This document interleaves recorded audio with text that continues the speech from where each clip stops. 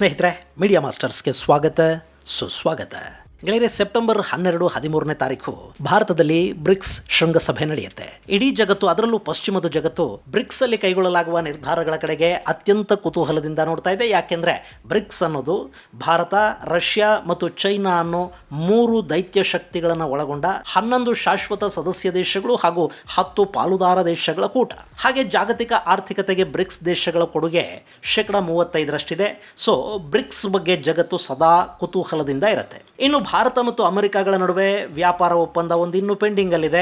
ಈಗ ಭಾರತ ಅಮೆರಿಕಾದ ಮೇಲೆ ಒತ್ತಡ ಹೇರೋದಕ್ಕೆ ಅಥವಾ ಅಮೆರಿಕಾದ ಒತ್ತಡಗಳನ್ನ ಸಮರ್ಥವಾಗಿ ನಿರ್ವಹಿಸೋದಕ್ಕೆ ಕೂಡ ಬ್ರಿಕ್ಸ್ ಅನ್ನ ಬಳಸ್ಕೋಬೇಕು. ಈ ನಿಟ್ಟಲ್ಲಿ ಭಾರತದ ಪ್ರಯತ್ನಗಳು ದೊಡ್ಡ ಮಟ್ಟದಲ್ಲಿ ನಡೀತಾ ಇವೆ. ರಷ್ಯಾದ ಅಧ್ಯಕ್ಷ ವ್ಲಾದಿಮಿರ್ ಪುತಿನ್ ಬ್ರಿಕ್ಸ್ ಸಮ್ಮೇಳನಕ್ಕೆ ಬರೋದನ್ನ ಖಚಿತಪಡಿಸಿದ್ದಾರೆ. ಹಾಗೆ ಶಿ ಕೂಡ ಬರೋದು ಬಹುತೇಕ ಖಚಿತ ಅಂತ ಹೇಳಲಾಗ್ತಾ ಇದೆ. ಅವರು ಸುಮಾರು 400 ಮಂದಿಯ ನಿಯೋಗದ ಜೊತೆ ಭಾರತಕ್ಕೆ ಬರ್ತಾ ಇದ್ದಾರೆ ಅನ್ನೋ ಸುದ್ದಿಗಳು ಬರ್ತಾ ಇವೆ. ಇದೇ ಸಂದರ್ಭದಲ್ಲಿ ಭಾರತ ಮತ್ತು ಚೈನಾದ ಗಡಿ ಸಮಸ್ಯೆಯ ಬಗ್ಗೆ ಕೂಡ ಒಂದಷ್ಟು ಮಹತ್ವದ ಬೆಳವಣಿಗೆಗಳಾಗ್ತಾ ಇವೆ. ಹಾಗಾದ್ರೆ ಚೈನಾ ಮತ್ತು ಭಾರತದ ಗಡಿ ಸಮಸ್ಯೆ ಬಗೆಹರಿಯತ್ತಾ? ಅಜಿತ್ ದೋವಲ್ ಅವರ ಚೈನಾ ಭೇಟಿಲಾಗಿರೋ ಬೆಳವಣಿಗೆಗಳೇನು? ದೋವಲ್ ಹಾಗೂ ಚೈನಾದ ವಿದೇಶಾಂಗ ಸಚಿವ ವಾಂಗ್ ಈ ಭೇಟಿಯ ಮಹತ್ವ ಏನು? ಅಲ್ಲಿ ನಡೆದ ಚರ್ಚೆಗಳು ಹಾಗೂ ನಿರ್ಧಾರಗಳೇನು ಅನ್ನೋದರ ಬಗ್ಗೆ ಒಂದಷ್ಟು ಮಾಹಿತಿಯನ್ನ ನಾವಿಲ್ಲಿ ನೋಡೋಣ.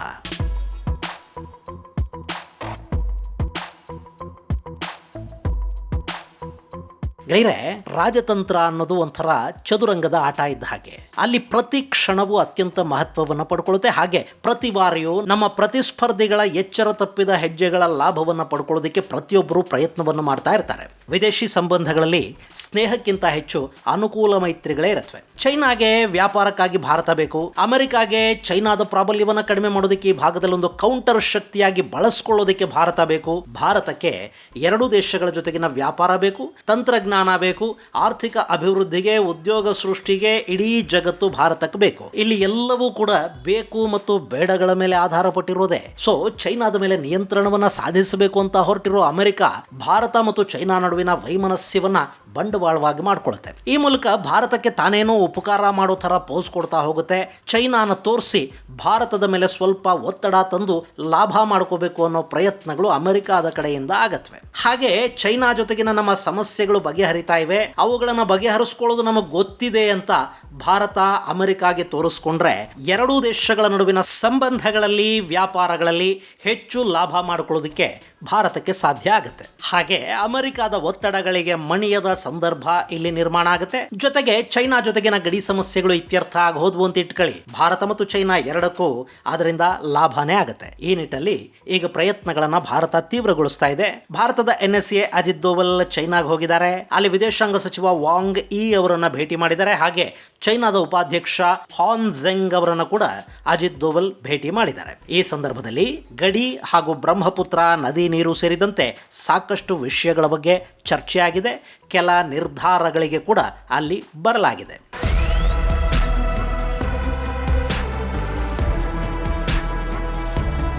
ಗೆಳೆಯರೆ, ವಿಶೇಷವಾಗಿ ಭಾರತ ಮತ್ತು ಚೈನಾ ನಡುವೆ ದೊಡ್ಡ ಸಮಸ್ಯೆಯಾಗಿ ಕಾಡುವುದು 2 ದೇಶಗಳ ನಡುವಿನ ಗಡಿ. ಅಲ್ಲಿ ಬೇರೆ ದೇಶಗಳ ನಡುವೆ ಇರೋ ಹಾಗೆ ಭಾರತ ಮತ್ತು ಚೈನಾದ ನಡುವೆ ಸರಿಯಾದ ಗಡಿ ನಿರ್ಧಾರ ಮಾಡಿಕೊಳ್ಳೋದಕ್ಕೆ ಇದುವರೆಗೆ 2 ದೇಶಗಳಿಗೆ ಸಾಧ್ಯ ಆಗಿಲ್ಲ. ಇದು ಒಟ್ಟು 3488 ಕಿಲೋಮೀಟರ್ಗಳಷ್ಟು ಉದ್ದದ ಗಡಿ. ಅದನ್ನು ಪಶ್ಚಿಮ, ಮಧ್ಯ ಮತ್ತು ಪೂರ್ವ ಅಂತ 3 ಭಾಗಗಳಾಗಿ ವಿಂಗಡಿಸಲಾಗಿದೆ. ಲದಾಖ್ ಭಾಗದ ಗಡಿಯನ್ನ ಪಶ್ಚಿಮದ ಗಡಿ ಅಂತ ಕರೀತಾರೆ. ಹಿಮಾಚಲ ಪ್ರದೇಶ ಹಾಗೂ ಉತ್ತರಾಖಂಡ್ ಭಾಗಗಳ ಗಡಿ ಸೆಂಟ್ರಲ್ ಸೆಕ್ಟರ್ ಅನ್ನು ಕೊಂಡ್ರೆ ಸಿಕ್ಕಿಂ ಮತ್ತು ಅರುಣಾಚಲ ಪ್ರದೇಶದಲ್ಲಿರೋದು ಪೂರ್ವ ಭಾಗದ ಗಡಿ. ಇನ್ನು ಇಲ್ಲಿ ಒಟ್ಟು 3488 ಕಿಲೋಮೀಟರ್ ಏನಿದೆ ಅದಷ್ಟು ಕೂಡ ಸಮಸ್ಯಾತ್ಮಕ ಅಲ್ಲ. ಸೆಂಟ್ರಲ್ ಸೆಕ್ಟರ್ ಅಲ್ಲಿ ಅಂದ್ರೆ ಹಿಮಾಚಲ ಪ್ರದೇಶ ಮತ್ತು ಉತ್ತರಾಖಂಡ್ಗಳಲ್ಲಿ ಅಂಥ ಯಾವ ಸಮಸ್ಯೆಗಳು ಇಲ್ಲ. ಹಾಗೆ ಸಿಕ್ಕಿಂ ಗಡಿಯನ್ನು ಕೂಡ ಚೈನಾ ಸಮಸ್ಯಾತ್ಮಕ ಅಂತೇನು ಹೇಳುವುದಿಲ್ಲ. ಇಲ್ಲಿ 1890 ಸಂದರ್ಭದಲ್ಲಿ ಅಂದ್ರೆ ಬ್ರಿಟಿಷ್ ಕಾಲದಲ್ಲಾದ ಒಪ್ಪಂದವನ್ನ ಚೈನಾ ಮಾನ್ಯ ಮಾಡುತ್ತೆ. ಆದರೆ ಪೂರ್ವ ಮತ್ತು ಪಶ್ಚಿಮ ವಲಯಗಳಲ್ಲಿನ ಗಡಿ ಸಮಸ್ಯಾತ್ಮಕವಾಗಿ ಉಳ್ಕೊಂಡಿದೆ. ಲದಾಖ್ ಭಾಗದಲ್ಲಿ ಅಕ್ಸಾಯ್ ಚಿನ್ ಅನ್ನ ಚೈನಾ ತನ್ನ ವಶದಲ್ಲಿ ಇಟ್ಕೊಂಡಿದೆ. ಅದು ಭಾರತಕ್ಕೆ ಸೇರಬೇಕಾದ ಪ್ರದೇಶ, ಅದು ನಮ್ಮದು ಅಂತ ಭಾರತ ಕ್ಲೈಮ್ ಮಾಡ್ಕೋತಾ ಇದೆ. ಇನ್ನು ಪೂರ್ವದ ಗಡಿಗೆ ಬಂದ್ರೆ ಇಡೀ ಅರುಣಾಚಲ ಪ್ರದೇಶವನ್ನ ದಕ್ಷಿಣ ಟಿಬೆಟ್ ಬಹುಭಾಗ ಅಂತ ಚೈನಾ ಕ್ಲೈಮ್ ಮಾಡ್ಕೊಳ್ಳುತ್ತೆ. ಇಡೀ ಅರುಣಾಚಲ ಪ್ರದೇಶ ತನಗೇ ಸೇರಬೇಕು ಅಂತ ಚೈನಾ ಇಲ್ಲಿ ಖ್ಯಾತೆ ತೆಕ್ಕೊಂಡು ಕೂತ್ಕೊಳ್ಳುತ್ತೆ. ಇನ್ನು ಸಿಕ್ಕಿಂ ಭಾಗದಲ್ಲಿ ಅಂಥ ಸಮಸ್ಯೆಗಳೇನಿಲ್ಲ ಅಂತ ಚೈನಾ ಹೇಳುತ್ತಾದ್ರೂ ಡೋಕ್ಲಾಮ್ ಪ್ರದೇಶ ಅಲ್ಲಿ ಕೂಡ ವಿವಾದಾತ್ಮಕವಾಗಿದೆ. ಡೋಕ್ಲಾಮ್ ನಮಗೆ ಸೇರಬೇಕು ಅಂತ ಅಲ್ಲಿ ಚೈನಾ ಕ್ಲೈಮ್ ಮಾಡಿಕೊಳ್ಳುತ್ತೆ. ಆದರೆ ಅದನ್ನ ಭಾರತ ಒಪ್ಪೋದಿಲ್ಲ. ಹೀಗಾಗಿ ಡೋಕ್ಲಾಮ್ ಕೂಡ ವಿವಾದಾತ್ಮಕ ಪ್ರದೇಶವಾಗಿ ಉಳ್ಕೊಂಡಿದೆ. ಇಲ್ಲಿ ಇಷ್ಟೆಲ್ಲ ಯಾಕೆ ಆಗ್ತಾ ಇದೆ ಅಂದ್ರೆ, ಭಾರತಕ್ಕೆ ಸ್ವಾತಂತ್ರ್ಯ ಬಂದ ನಂತರ ಇಲ್ಲಿವರೆಗೆ ಎರಡೂ ದೇಶಗಳ ನಡುವೆ ಸರಿಯಾಗಿ ಗಡಿಯ ಡಿಲಿಮಿಟೇಷನ್ ಮತ್ತು ಡಿಮಾರ್ಕೇಶನ್ ಆಗಿಲ್ಲ.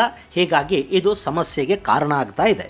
ಇನ್ನು ಇಲ್ಲಿ ಸಮಸ್ಯೆಯನ್ನು ಬಗೆಹರಿಸಿಕೊಳ್ಳೋದಕ್ಕೆ ಎರಡೂ ದೇಶಗಳ ನಡುವೆ ಸಾಕಷ್ಟು ಮಾತುಕತೆಗಳು ಆಗ್ತಲೇ ಬರ್ತಾ ಇವೆ. ಈಗ ಅಜಿತ್ ದೋವಲ್ ಮತ್ತು ವಾಂಗ್ ಮಾಡ್ತಾ ಇರೋದು ಸುಮಾರು 25ನೇ ಸುತ್ತಿನ ಮಾತುಕತೆ. ಈ ಸಂದರ್ಭದಲ್ಲಿ ಭಾರತ ಮತ್ತು ಚೈನಾಗಳು ತಮ್ಮ ಈ ಹಿಂದಿನ ನಿಲುವಲ್ಲಿ ಒಂದಷ್ಟು ಬದಲಾವಣೆಗಳನ್ನು ತಂದುಕೊಳ್ಳೋದಕ್ಕೆ ಮುಂದಾಗ್ತಾ ಇವೆ. ಗಡಿಯಲ್ಲಿ ಯಾವ ಭಾಗದಲ್ಲಿ ಸಮಸ್ಯೆ ಇಲ್ಲವೋ ಆ ಜಾಗಗಳಲ್ಲಿ ಬೇಗ ಗಡಿಯನ್ನ ಗುರುತಿಸಿ ಅಲ್ಲಿ ಡಿಮಾರ್ಕೇಶನ್ ಮಾಡೋದಕ್ಕಾಗಿ ಅರ್ಲಿ ಹಾರ್ವೆಸ್ಟ್ ಸಿದ್ಧಾಂತದ ಬಗ್ಗೆ ಒಂದು ನಿರ್ಧಾರಕ್ಕೆ ಬರೋ ಸೂಚನೆಗಳನ್ನ ಎರಡು ದೇಶಗಳು ಕೊಡ್ತಾ ಇವೆ. ಇಲ್ಲಿ ಅರ್ಲಿ ಹಾರ್ವೆಸ್ಟ್ ಅಂದ್ರೆ, ಈಗ ಸಿಕ್ಕಿಂ, ಹಿಮಾಚಲ, ಉತ್ತರಾಖಂಡ ಗಡಿಯಲ್ಲಿ ವಿವಾದಗಳಿಲ್ಲ. ಹೀಗಾಗಿ ಅಲ್ಲಿ ಡಿಲಿಮಿಟೇಷನ್ ಹಾಗೂ ಡಿಮಾರ್ಕೇಶನ್ ಅನ್ನ ಬೇಗ ಮಾಡಿಬಿಡೋದಕ್ಕೆ ಸಾಧ್ಯ ಆಗುತ್ತೆ. ಅದನ್ನ ಮಾಡಿಕೊಂಡು ಬಿಡೋದು. ಆನಂತರ ಎಲ್ಲಿ ಸಮಸ್ಯೆಗಳಿವೆಯೋ ಅಲ್ಲಿ ಮಾತುಕತೆಗಳನ್ನು ಮಾಡಿ ಎರಡು ದೇಶಗಳ ಒಪ್ಪಿಗೆಯ ಮೇರೆಗೆ ಗಡಿಯನ್ನ ಗುರುತಿಸ್ತಾ ಹೋಗೋದು. ಇನ್ನು ಇದು ಕೂಡ ಈಗ ಚರ್ಚೆಗೆ ಬರ್ತಾ ಇರೋ ಅಂಶ ಏನಲ್ಲ. 2005ರಲ್ಲಿ ಭಾರತ ಮತ್ತು ಚೈನಾಗಳ ಗಡಿ ಸಮಸ್ಯೆಯ ಇತ್ಯರ್ಥಕ್ಕೆ ಮಾತುಕತೆಗಳು ನಡೆದ ಸಂದರ್ಭದಲ್ಲೇ ಈ ಅರ್ಲಿ ಹಾರ್ವೆಸ್ಟ್ ಸಿಸ್ಟಮ್ ಬಗ್ಗೆ ಚರ್ಚೆಗಳಾದವಾದರೂ ಅವತ್ತು ಭಾರತ ಅದನ್ನ ಒಪ್ಪಲಿಲ್ಲ. ಗಡಿ ಸಮಸ್ಯೆಯನ್ನ ಬಿಡಿ ಬಿಡಿಯಾಗಿ ಬಗೆಹರಿಸ್ಕೊಳ್ತಾ ಹೋದ್ರೆ ಮುಂದೆ ಸಮಸ್ಯೆ ಇರೋ ಗಡಿಯಲ್ಲಿ ಚೈನಾದ ಒತ್ತಡ ಹೆಚ್ಚಾಗತ್ತೆ. ಅಲ್ಲಿ ಭಾರತಕ್ಕೆ ಮಾತುಕತೆಯ ಅವಕಾಶ ಕಡಿಮೆ ಆಗಬಹುದು ಅನ್ನೋದು ಭಾರತದ ಅವತ್ತಿನ ಯೋಚನೆ ಆಗಿತ್ತು. ಹೀಗಾಗಿ 2005ರಲ್ಲಿ ಎಲ್ಲ ಗಡಿಗಳನ್ನ ಒಂದೇ ಬಾರಿ ಸರಿಪಡಿಸಿಕೊಂಡು ಬಿಡೋ ಒಪ್ಪಂದಕ್ಕೆ ಎರಡು ದೇಶಗಳು ಸಹಿ ಹಾಕಿದ್ವು. ಅದರ ಪರಿಣಾಮ ಗಡಿ ಸಮಸ್ಯೆ ಬಗೆಹರಿಯೋದು ವಿಳಂಬ ಆಗ್ತಾ ಹೋಯ್ತೆ ಹೊರತು ಬೇರೆ ಇನ್ಯಾವ ಲಾಭನೂ ಆಗಲಿಲ್ಲ. ಇನ್ನು 2005ರ ಈ ಒಪ್ಪಂದದ ನಂತರ ಡೋಕ್ಲಾಮ್ ಸಂಘರ್ಷ ಏರ್ಪಡ್ತು. ಆ ನಂತರ ಗಲ್ವಾನ್ ವ್ಯಾಲಿಲಿ ದೊಡ್ಡ ಮಟ್ಟದ ಸಂಘರ್ಷ ಉಂಟಾಯಿತು. ಎರಡೂ ದೇಶಗಳ ಸೇನೆ ಸುಮಾರು 3.5-4 ವರ್ಷಗಳ ಕಾಲ ಗಡಿಯಲ್ಲಿ ಪರಸ್ಪರರ ವಿರುದ್ಧ ಬಂದೂಕುಗಳನ್ನು ಗುರಿ ಇಟ್ಕೊಂಡು ನಿಲ್ಲಬೇಕಾಗಿ ಬಂತು. ಜೊತೆಗೆ ಎರಡು ದೇಶಗಳ ನಡುವೆ ಸೇನಾಧಿಕಾರಿಗಳ ಮಟ್ಟದ, ಗೃಹ ಸಚಿವರು, ವಿದೇಶಾಂಗ ಸಚಿವರು, NSA ಮಟ್ಟದ ಮಾತುಕತೆಗಳಾದವು. ಮುಂದೆ 2024ರಲ್ಲಿ ರಷ್ಯಾದ ಕಜಾನ್ನಲ್ಲಿ ನಡೆದ ಬ್ರಿಕ್ಸ್ ಸಮ್ಮೇಳನದಲ್ಲಿ ಎರಡೂ ದೇಶಗಳ ನಾಯಕರು ಗಡಿ ಸಮಸ್ಯೆಯನ್ನ ಬಗೆಹರಿಸಿಕೊಳ್ಳೋ ವಿಷಯದಲ್ಲಿ ಒಂದಷ್ಟು ಮಹತ್ವದ ನಿರ್ಧಾರಗಳನ್ನು ತಗೊಂಡ್ರು. ಅದಕ್ಕಾಗಿ ವಿಶೇಷ ಪ್ರತಿನಿಧಿಗಳ ತಂಡ ಮಾತುಕತೆಗಳನ್ನು ಮಾಡೋ ವ್ಯವಸ್ಥೆಯೊಂದು ರೂಪುಗೊಳ್ತು. ಅದರ ಭಾಗವಾಗಿ ವಾಂಗ್ ಮತ್ತು ಅಜಿತ್ ದೋವಲ್ ನಡುವೆ ಸಾಕಷ್ಟು ಮಾತುಕತೆಗಳಾಗಿವೆ. ಇನ್ನು ಮೊನ್ನೆ ನಡೆದ ಮಾತುಕತೆಗಳ ಸಂದರ್ಭದಲ್ಲಿ ಅರ್ಲಿ ಹಾರ್ವೆಸ್ಟ್ ಸಿಸ್ಟಮ್ ಅಂದ್ರೆ ಸಮಸ್ಯೆ ಇಲ್ಲದ ಗಡಿಗಳಲ್ಲಿ ಡಿಲಿಮಿಟೇಷನ್ ಅನ್ನ ಶುರು ಮಾಡೋ ಬಗ್ಗೆ ಒಂದಷ್ಟು ಆಶಾದಾಯಕ ಬೆಳವಣಿಗೆಗಳು ಕಾಣಿಸ್ತಾ ಇವೆ.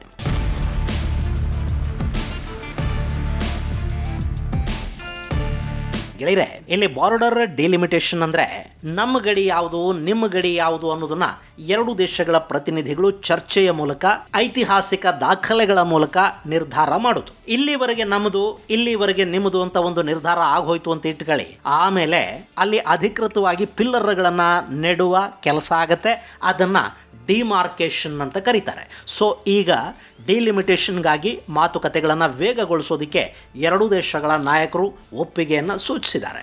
ಇದರ ಜೊತೆ ಬ್ರಹ್ಮಪುತ್ರ ನದಿ ನೀರಿನ ಮಾಹಿತಿ ಹಂಚಿಕೆಗಾಗಿ ಚೈನಾ ಜೊತೆ ಒಂದು ಒಪ್ಪಂದಕ್ಕೆ ಭಾರತ ಸಿದ್ಧ ಆಗ್ತಾ ಇದೆ. ಬ್ರಹ್ಮಪುತ್ರ ನದಿಯನ್ನು ಚೈನಾದಲ್ಲಿ ಯಾರ್ಲುಂಗ್ ಸಾಂಗ್ಪೋ ಅಂತ ಕರೀತಾರೆ. ಈ ನದಿಯ ಮೇಲೆ ಟಿಬೆಟ್ನ ಮೆಡಾಕ್ ಕೌಂಟಿಯಲ್ಲಿ ಒಂದು ಬೃಹತ್ ಡ್ಯಾಮ್ ನಿರ್ಮಾಣ ಆಗ್ತಾ ಇದೆ. ಅದರ ಬಗ್ಗೆ ಭಾರತ ಸಾಕಷ್ಟು ಕಳವಳವನ್ನ ವ್ಯಕ್ತಪಡಿಸಿದೆ. ಈ ಡ್ಯಾಮ್ ಅನ್ನ ಚೈನಾ ಮುಂದೆ ಭಾರತದ ವಿರುದ್ಧ ವಾಟರ್ ಬಾಂಬ್ ತರ ಬಳಸ್ಕೊಳ್ಳೋ ಅವಕಾಶ ಇರುತ್ತೆ.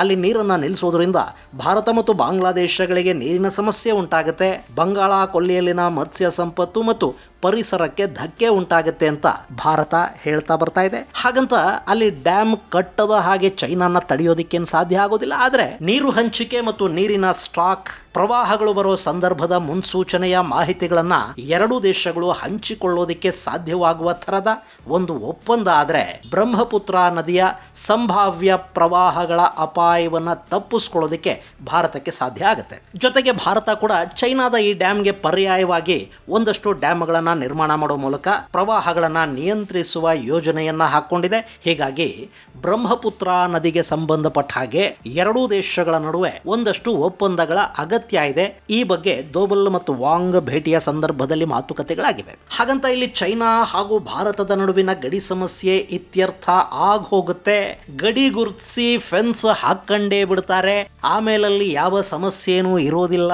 ಹಿಂದಿ, ಚೀನಿ, ಭಾಯಿ ಅಂಥದ್ದೇನು ಅಲ್ಲಿ ಸದ್ಯಕ್ಕೆ ಆಗೋದಿಲ್ಲ. ಆದರೆ ಈ ಫಲಪ್ರದ ಮಾತುಕತೆ ಅನ್ನೋದು ಎರಡೂ ದೇಶಗಳ ನಡುವೆ ತಾತ್ಕಾಲಿಕ ವಿಶ್ವಾಸ ವೃದ್ಧಿಗೆ ಒಂದಷ್ಟು ಸಹಾಯವನ್ನು ಮಾಡುತ್ತೆ. ಮಾತುಕತೆಗಳು ಮುಂದುವರಿಯೋದಕ್ಕೆ ಇದು ಅವಕಾಶವನ್ನು ಕಲ್ಪಿಸಿಕೊಡುತ್ತೆ. ಮೂಲಭೂತ ಸಮಸ್ಯೆಗಳೇನಿವೆ ಅವು ಸದ್ಯಕ್ಕೆ ಬಗೆಹರಿಯೋದೇನೋ ಡೌಟು, ಅವು ಹಾಗೆ ಇರುತ್ತವೆ. ಆದರೆ ಭಾರತ ಮತ್ತು ಚೀನಾ ಮಾತುಕತೆಗಳನ್ನು ಮಾಡ್ತಾ ಇವೆ ಅನ್ನೋದು ಅಮೆರಿಕ ಹಾಗೂ ಪಶ್ಚಿಮದ ದೇಶಗಳ ಮೇಲೆ ಒತ್ತಡಕ್ಕೆ ಕಾರಣ ಆಗುತ್ತೆ. ಅದರಲ್ಲೂ ಅಮೆರಿಕ ಭಾರತದ ಜೊತೆ ವ್ಯಾಪಾರ ಒಪ್ಪಂದವನ್ನ ಮಾಡಿಕೊಳ್ಬೇಕಾಗಿರೋ ಸಂದರ್ಭದಲ್ಲಿ ನಮ್ಮ ಮೇಲೆ ಹೆಚ್ಚು ಒತ್ತಡವನ್ನ ಹೇರಿ ಲಾಭ ಮಾಡಿಕೊಳ್ಳೋ ಪ್ರಯತ್ನವನ್ನು ಮಾಡ್ತಾ ಇದೆ ಅಲ್ವಾ. ಇಲ್ಲಿ ಭಾರತ ಮತ್ತು ಚೈನಾ ಸಂಬಂಧಗಳು ಸರಿಯಾಗಿ ಬಿಡುತ್ತವೆ ಅಂತ ಅಮೆರಿಕಾಗ ಅನ್ಸಿದ್ರೆ ಅಮೆರಿಕ ಭಾರತದ ವಿಷಯದಲ್ಲಿ ತನ್ನ ನಿಲುವನ್ನ ಬದಲಿಸಿಕೊಳ್ಳಬೇಕಾಗಿ ಬರುತ್ತೆ. ಜೊತೆಗೆ ಅಮೆರಿಕದ ಒತ್ತಡಗಳ ಕಾರಣಕ್ಕೆ ಭಾರತ ಚೈನಾ ಜೊತೆಗಿನ ಮಾತುಕತೆಗಳನ್ನ ಹೆಚ್ಚು ಮಾಡ್ತಾ ಇದೆ. ಭಾರತ ಮತ್ತು ಚೈನಾಗಳು ಹತ್ತಿರ ಆಗ್ತಿವೆ ಅಂತ ಅನ್ನೋದು ಅಮೆರಿಕದ ಆಡಳಿತದ ಮೇಲೆ ಹೆಚ್ಚು ಒತ್ತಡಕ್ಕೆ ಕಾರಣ ಆಗ್ತಾ ಹೋಗುತ್ತೆ. ಹೀಗಾಗಿ ಅಮೆರಿಕ ಭಾರತದ ವಿಷಯದಲ್ಲಿ ತನ್ನ ನಿಲುವುಗಳನ್ನ ಬದಲಿಸಿಕೊಳ್ಳಬೇಕಾಗುತ್ತೆ. ಅವರ ಒತ್ತಡಗಳು ಕಡಿಮೆಯಾಗಿ ನಮ್ಮ ಲಿವರೇಜ್ ಅಲ್ಲಿ ಸ್ವಲ್ಪ ಜಾಸ್ತಿ ಆಗೋ ಸಾಧ್ಯತೆಗಳಿರುತ್ತವೆ. ಹೀಗಾಗಿ ಬ್ರಿಕ್ಸ್ ಸಮ್ಮೇಳನಕ್ಕೆ ಶಿ ಮತ್ತು ಪುತಿನ್ ಬರೋದು ಭಾರತದ ದೃಷ್ಟಿಯಿಂದ ತುಂಬಾನೇ ಮಹತ್ವವನ್ನು ಪಡ್ಕೊಳ್ಳುತ್ತೆ. ಜೊತೆಗೆ ಭಾರತದ UPI ಈಗ ಬ್ರಿಕ್ಸ್ ದೇಶಗಳ ಪೇಮೆಂಟ್ ಪ್ಲಾಟ್ಫಾರ್ಮ್ ಆಗುವತ್ತ ಮತ್ತು ಸ್ವಿಫ್ಟ್ಗೆ ಬದಲಾಗಿ UPI ಬಳಸುವ ಬಗ್ಗೆ ಚರ್ಚೆಯೊಂದು ನಡೀತಾ ಇದೆ. ಅದು ಕೂಡ ಭಾರತಕ್ಕೆ ಲಾಭವನ್ನು ಮಾಡಿಕೊಡುತ್ತೆ. ಸೊ ಬ್ರಿಕ್ಸ್ ಸಮ್ಮೇಳನ ಜಾಗತಿಕವಾಗಿ ಅತ್ಯಂತ ಕುತೂಹಲಕ್ಕೆ ಕಾರಣ ಆಗ್ತಾ ಇದೆ. ಇದು ಗೆಳೆಯರೆ NSCA ಅಜಿತ್ ದೋವಲ್ ಅವರ ಚೈನಾ ಭೇಟಿಯ ಕುರಿತಾದ ಒಂದಷ್ಟು ಮಾಹಿತಿ. ಮುಂದಿನ ಸಂಚಿಕೆಯಲ್ಲಿ ಮತ್ತಷ್ಟು ವಿಶೇಷಗಳ ಜೊತೆ ಮತ್ತೆ ಭೇಟಿಯಾಗೋಣ. ಅಲ್ಲಿವರೆಗೆ ಜೈ ಹಿಂದ್, ಜೈ ಕರ್ನಾಟಕ.